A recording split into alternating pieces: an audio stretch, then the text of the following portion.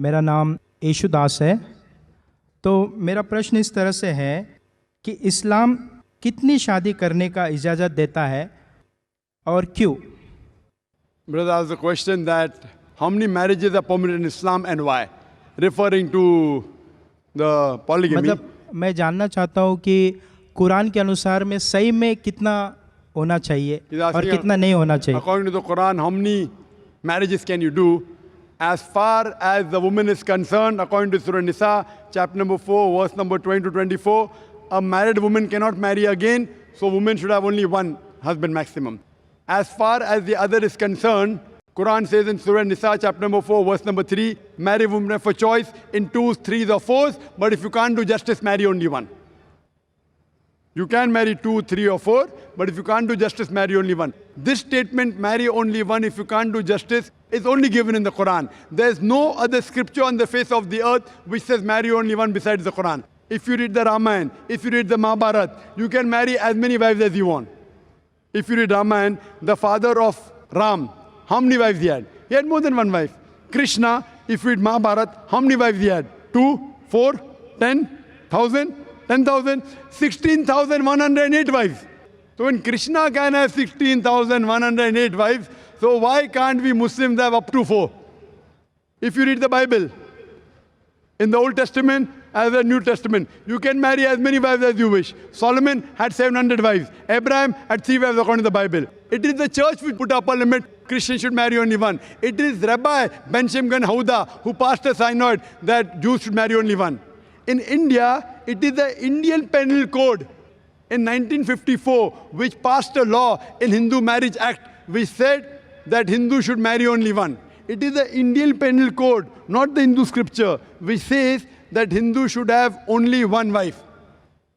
Let's analyze what are the reasons that Islam gives permission for a man to have more than one wife. Marrying more than one wife is not compulsory in Islam, it's optional.